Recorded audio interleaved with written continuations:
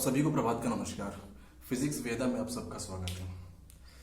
आज हम लोग एक नए चैप्टर की शुरुआत करेंगे, theoretical section and which is motion in two dimension, जिसको कि मोशन इन अ प्लेन भी कहा जाता है। ये एग्जामिनेशन पॉइंट ऑफ व्यू से नीट, जेईई मेंस या फिर एडवांस काफी क्रूशियल चैप्टर होता है। छोटा सा चैप्टर है और इसके पहले जैसे रेक्टिलिनियर मोशन के बारे में आपको पता होगा। रेक्टिलिनियर मोशन का मतलब सिर्फ इतना ही था कि कोई बॉडी टाइम के साथ साथ किसी एक डायरेक्शन में ट्रेवल कर रही है और वो अपनी डायरेक्शन को चेंज नहीं कर रही, वो एक स्ट्रेट लाइन पे ट्रेवल कर रही है, स्ट्रेट पाथ पे ट्रेवल कर रही है, जिसको कि हम लोग कहते थे रेक्टिलिनियर मोशन या फिर motion in one dimension. Time के साथ साथ बॉडी का एक ही कोऑर्डिनेट चेंज होता था, उसमें मोशन अंडर ग्रेविटी या फिर किसी ग्राउंड की सरफेस पे किसी कार का मोशन, किसी व्हीकल का मोशन, वो मोशन इन वन डायमेंशन था, जिसको हम रेक्टिलिनियर मोशन बोल रहे थे। अब देखिए, मोशन इन टू डायमेंशन या फिर मोशन इन अ प्लेन, इसका क्या मतलब है? इसका सिंपल सा मतलब ये होता है कि बॉडी टाइम के साथ साथ दोनों डायमेंशन में साइमल्टेनियसली चल रही है। वो एक ही साथ बॉडी के एक्स कोऑर्डिनेट भी चेंज हो रहे हैं, साथ ही साथ बॉडी के वाई कोऑर्डिनेट भी चेंज हो रहा है। उस टाइप के मोशन को बोला जाता है motion in a plane, motion in two dimension या फिर मोशन इन अ प्लेन। जैसे यहाँ पे हम अज्यूम कर लें कोई बॉडी है जो कि पॉइंट ए से चलना स्टार्ट कर रही है और इस पाथ को फॉलो करते हुए फाइनली वो पहुंच गई पॉइंट बी पे। अब यहाँ पे देख सकते हैं कि टाइम के साथ साथ ये हमने एक two dimensional coordinate system draw कर रखा है। ये एक्स एक्सिस, इधर हमने वाई एक्सिस को ड्रॉ कर रखा है। अब देखेंगे टाइम के साथ साथ बॉडी वाई एक्सिस के टुवर्ड्स ऊपर भी जा रही है, साथ ही साथ फॉरवर्ड डायरेक्शन में हॉरिजॉन्टली एक्स एक्सिस के टुवर्ड्स भी बॉडी मूव कर रही है।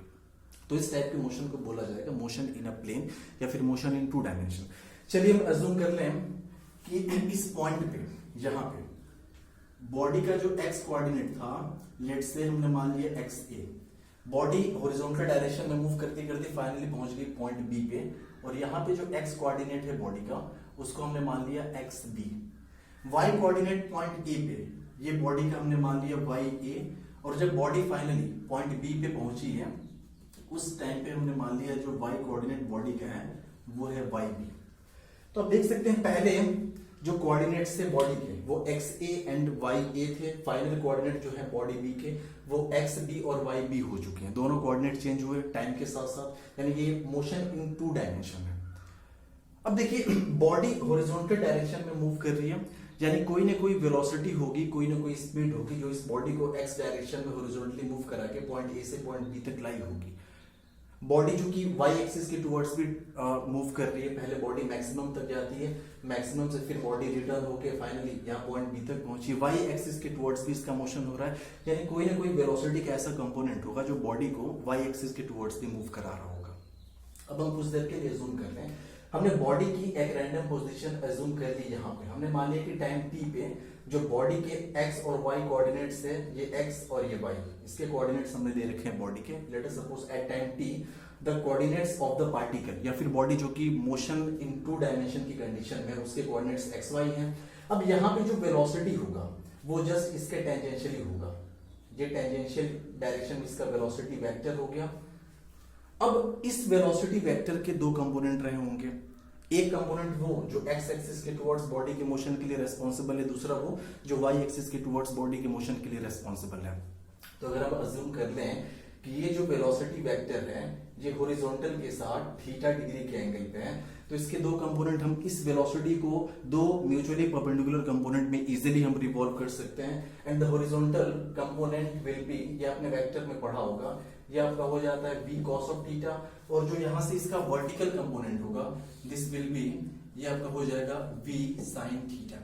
यानी दो इसके कंपोनेंट निकल के आएंगे vx एंड vy। इसको हमने बोल दिया vx, ये x डायरेक्शन का कंपोनेंट है, लेट्स से इसको हमने बोल दिया vx, और ये आपका हो गया vy is equals to v sin theta. यानी v cos थीटा वो वेलोसिटी का कंपोनेंट है, या फिर वो वेलोसिटी है जो बॉडी को हॉरिजॉन्टल डायरेक्शन में मूव करा रही है, vy sin थीटा बॉडी को vertically up and down move करा रही है। अब इस टाइम t पे, पर्टिकुलर टाइम t पे अगर बॉडी की या इस पार्टिकल की नेट स्पीड हम लिखें वेक्टर फॉर्म में, तो आप सिंपल बोलेंगे, आप लिख सकते हैं यहाँ पे एट टाइम t पे जो पार्टिकल का नेट वेलोसिटी होगा v is equals to vx vector plus vy vector, यानी दोनों डायरेक्शन में हॉरिजॉन्टल एक्सिस के टुवर्ड्स वर्टिकल एक्सिस के टुवर्ड्स जो वेक्टर हैं उनका सम। इसको आप लिख सकते हैं v x is equals to आपका हो जाएगा v cos of theta, v cos theta and v y is equals to v sine theta. तो ये आपका हो गया vector v is equals to v cos theta plus v sine theta. अब देखिए इसको वेक्टर फॉर्म में अगर हमें लिखना है तो यहाँ पे v cos थीटा चूंकि ये हॉरिजॉन्टल डायरेक्शन में है तो यहाँ पे आप आई कैप लगा देंगे। आई कैप मतलब आई कैप यूनिट वेक्टर होता है जो कि positive direction of x axis को रिप्रेजेंट करता है, प्लस वी वाई यानी ये आपका हो जाएगा v sine theta and this is j cap. तो ये एट टाइम t बॉडी की हमें वेलोसिटी मिल गई, ठीक है। अब देखिए इस पॉइंट पे हमने मान रखा है कि बॉडी के जो कोऑर्डिनेट्स थे, पार्टिकल के जो कोऑर्डिनेट्स थे वो थे x, y, यानी इस वाले पॉइंट का इस ओरिजिन के रेस्पेक्ट में कुछ ना कुछ पोजीशन होगा। अगर हम उस पोजीशन वेक्टर को लिखना चाहें, लेट्स से हमने कह दिया कि एक वेक्टर हम ड्रॉ कर रहे हैं और वो वेक्टर कुछ इस तरह से है, ये इस वेक्टर को हमने मान लिया vector r, this is the position vector of the particle at time t, जिस वक्त उसके कोऑर्डिनेट्स क्या थे x, y थे। तो इस पोजीशन वेक्टर को भी आप इजीली लिख सकते हैं पोजीशन वेक्टर, ये आपका r vector is equals to ये आपका हो जाएगा x i cap plus y j cap. तो ये बॉडी की पोजीशन वेक्टर हो गए at time t, velocity vector यहाँ पे रिप्रेजेंट कर दिया हमने। बॉडी जो है वो x एक्सिस के टुवर्ड्स किस वेलोसिटी से मूव करेगी, तो आप बोलेंगे vx is equals to v cos of theta से मूव कर रही है, वो y एक्सिस के टुवर्ड्स किस वेलोसिटी से मूव कर रही है, यानी कि vy is equals to v sin of theta, इस स्पीड के साथ y एक्सिस के टुवर्ड्स मूव कर रही है, यानी x coordinate as well as y coordinate both are changing simultaneously with respect to the time. Time यहाँ पे कॉमन वेरिएबल का काम कर रहा है, टाइम पे दोनों कोऑर्डिनेट्स डिपेंड कर रहा है, x कोऑर्डिनेट भी बॉडी का डिपेंड कर रहा है, y कोऑर्डिनेट भी बॉडी का डिपेंड कर रहा है। तो यहाँ पे हम ये भी एक बात कह सकते हैं कि जो x होगा, x कोऑर्डिनेट ये फंक्शन ऑफ टाइम होगा, एज वेल एज जो y कोऑर्डिनेट होगा वो भी फंक्शन ऑफ टाइम होगा, ठीक है। अब देखिए जब भी मोशन इन अ प्लेन या फिर मोशन इन टू डायमेंशन को एनालाइज करना हो तो आप इसको दो पार्ट में एनालाइज कर सकते हैं। आप इसको स्प्लिट कर सकते हैं टू 1D मोशन के फॉर्म में। यहाँ पे आपको दो 1 डायमेंशनल मोशन दिख रहा होगा, एक मोशन वो जो हॉरिजॉन्टल एक्सिस में हो रहा है with velocity vx is equals to v cos theta, एक 1 डायमेंशन मोशन वो जो कि वर्टिकल एक्सिस के टुवर्ड्स हो रहा है, अलोंग हो रहा है vy is equals to v sin theta speed के साथ। तो हम अलग अलग भी इसको एनालाइज कर सकते हैं। अब आगे हम लोग इसमें डिटेल में पढ़ेंगे कौन सा एक्सिस के टुवर्ड्स मोशन जो होता है वो यूनिफॉर्म होता है, कौन सा एक्सिस के टुवर्ड्स एक्सीलरेशन मोशन होता है। फिलहाल यहाँ पे जो बेसिक चीजें हमें जाननी थी वो हम जान चुके हैं कि at time t velocity is equals to ये vx vector plus vy vector, यहाँ से v cos theta i cap plus v sin theta j cap. अब एक बात और, अगर हमें इंस्टेंटेनियस वेलोसिटी या इंस्टेंटेनियस स्पीड निकालनी हो पार्टिकल की थ्रू आउट द मोशन किसी भी टाइम t के लिए, हमने मान लिया कि पोजीशन बॉडी की थी x, वहां पे इंस्टेंटेनियस वेलोसिटी को हम लिख सकते हैं vx is equals to dx divided by dt। This is the velocity in x direction of the particle, instantaneous velocity है। और यहां से हम एक्सीलरेशन को भी फर्दर लिख सकते हैं differentiation of vx divided by differentiation of vx with respect to time. ये dvx ओवर dt ये हो गया एक्सीलरेशन इन x डायरेक्शन। ऐसे ही ये जो y डायरेक्शन के टुवर्ड्स होगा आप इसको लिख सकते हैं dy over dt। At time t अगर पार्टिकल की पोजीशन y डायरेक्शन पे y है तो dy बाई dt जो y डायरेक्शन में पार्टिकल की स्पीड हो जाएगी। y डायरेक्शन में एक्सीलरेशन कैलकुलेट करना हो तो dvy ओवर dt ये आपका हो गया। अब देखिए इसको हम और एक फॉर्म में लिख सकते हैं, इसको आप ये भी कह सकते हैं कि ये हो जाएगा vx एंड ये हो गया dvx ओवर dx। इसको आप लिख सकते हैं vy and dvy over dy, ठीक है। अब चूंकि ये एक्सप्रेशन होता है मोशन इन 1 डायमेंशन में, जैसे कि आपने पढ़ा होगा एक्सीलरेशन इज इक्वल्स टू होता है dv बाई dt।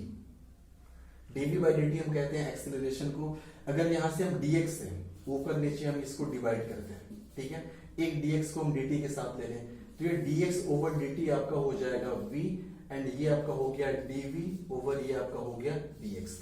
यही चीज हमने यहां भी की है।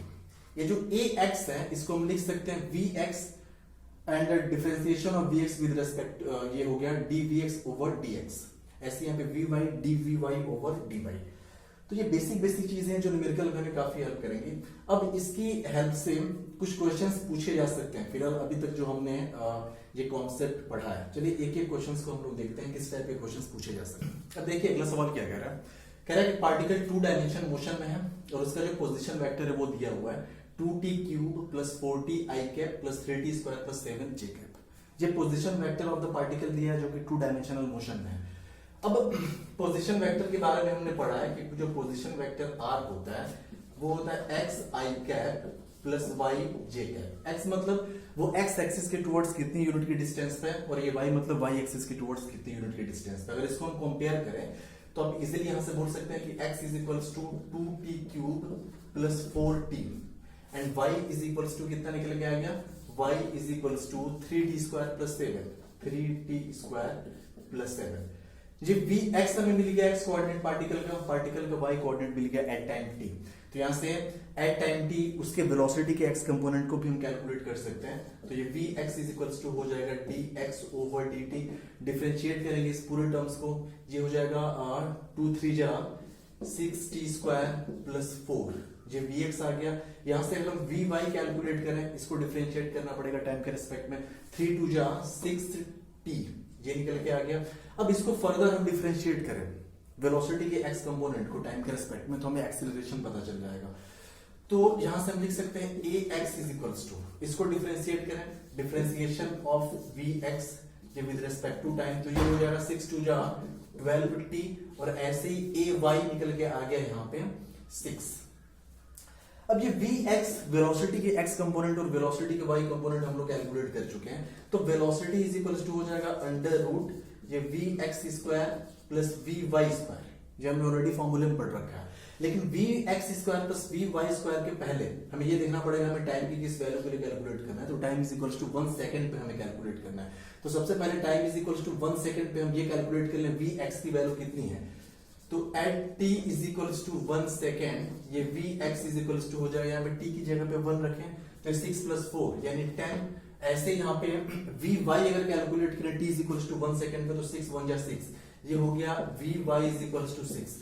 तो vy और vx हमें मिल चुके हैं at t is equals to 1 second पे, वो यहाँ पे हम वैल्यू रखते हैं। vx square means 10 square plus 6 square, ये आपका हो जाएगा under root 100 plus 36 is equals to under root 136, ये आपका आंसर हो जाएगा वेलोसिटी। अब एक्सीलरेशन के बारे में, एक्सीलरेशन भी हमें नेट कैलकुलेट करना है at time is equals to 1 second पे। ax हम कैलकुलेट कर चुके हैं, ay कैलकुलेट कर चुके हैं। अगर यहां से ax हम t is equals to 1 second पे देखें तो यहाँ पे t की जगह पे 1 करना पड़ेगा, तो ये आ जाएगा 12। ऐसे ही ay चूंकि है टाइम पे डिपेंड नहीं कर रहा तो इस पे कुछ फर्क नहीं पड़ेगा, तो हम a को भी लिख सकते हैं under root ax square plus ay square is equals to ax की वैल्यू आ गई 12, तो ये अंडर रूट 12 स्क्वायर प्लस ये 6 स्क्वायर। अब इसको आप सॉल्व करेंगे तो ये हो जाएगा 144 प्लस 36, ठीक है। ओवरऑल ये आ जाएगा आपका finally a is equals to under root 180 metre per second square और ये v आपका निकल के आ गया under root 136 metre per second.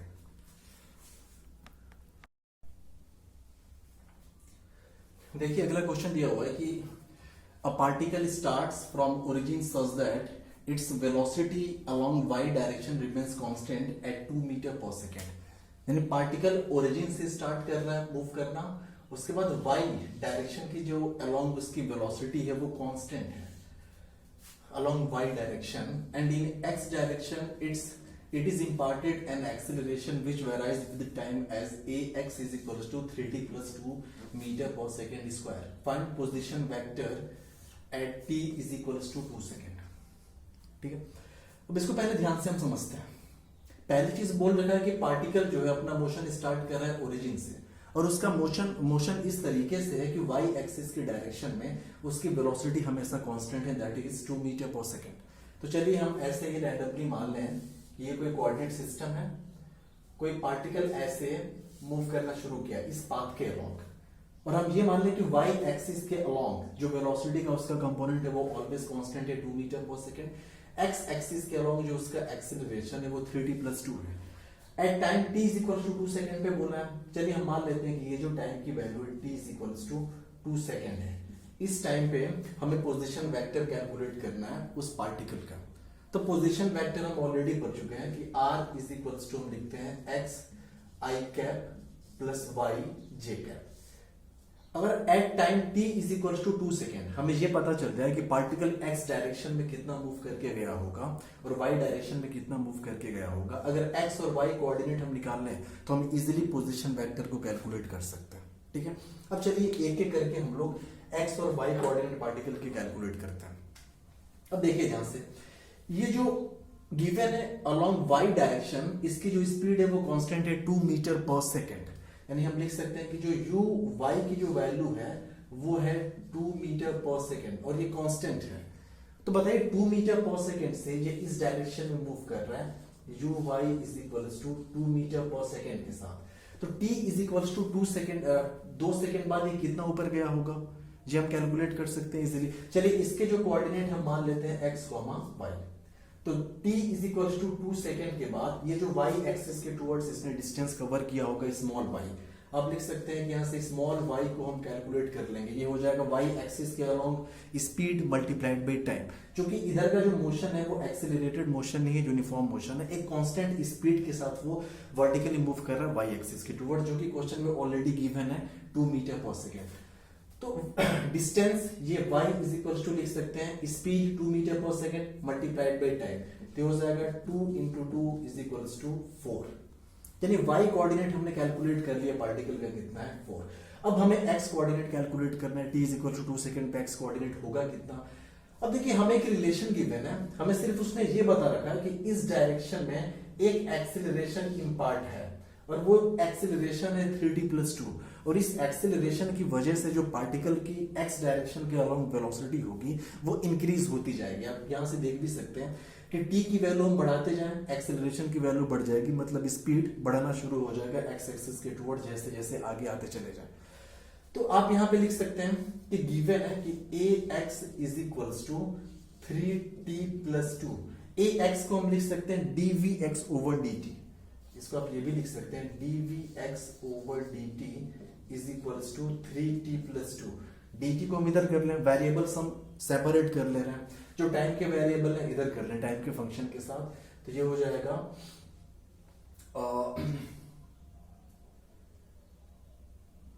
dvx is equal to 3t + 2 और ये हो जाएगा dt।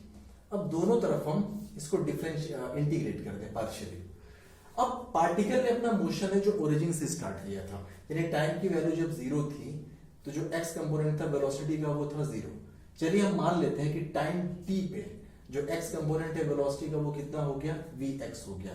तो इधर से अपना आ जाएगा vx इज इक्वल टू, इसको इंटीग्रेट करेंगे ये हो जाएगा 3t² डिवाइडेड बाई 2 + 2t।